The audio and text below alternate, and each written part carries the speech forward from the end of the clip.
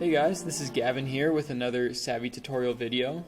Today we're going to be going over some of our more popular entity maintenance and governance workflows. The first workflow we'd like to cover is our annual report workflow, which you can find categorized in the entity filter.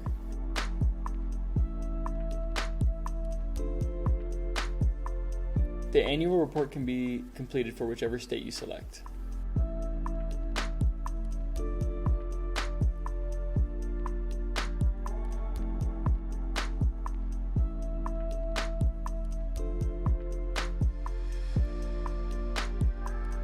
You'll notice that as I completed this workflow, some of the inputs were already pulled in, and that's because I've inputted them in other workflows. So it's nice to know that you won't have to repeat information as you go throughout Savvi workflows.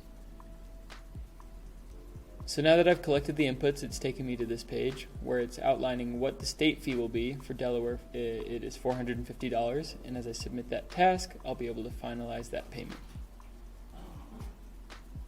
And now that that's submitted, we'll just wait for Delaware to get back to us.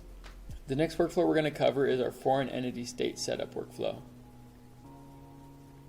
You might also recognize this by a state foreign entity qualification.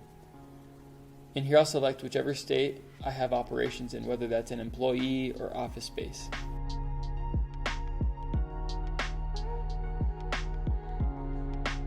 You have the option of applying for a certificate of good standing, if applicable for what you're doing, or just getting straight into the foreign entity qualification.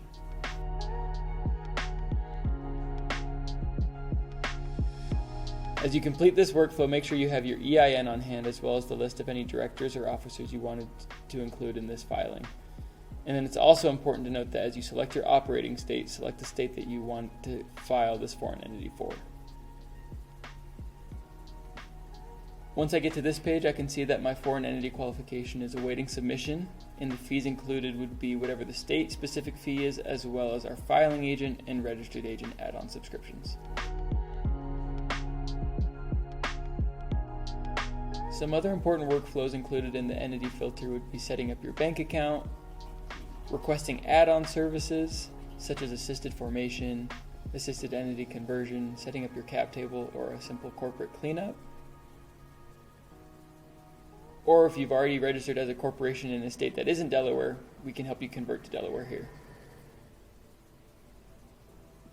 And an important workflow in the governance filter would be the charter amendment, which would allow you to amend your charter by changing your company name or increasing the amount of authorized shares your company has.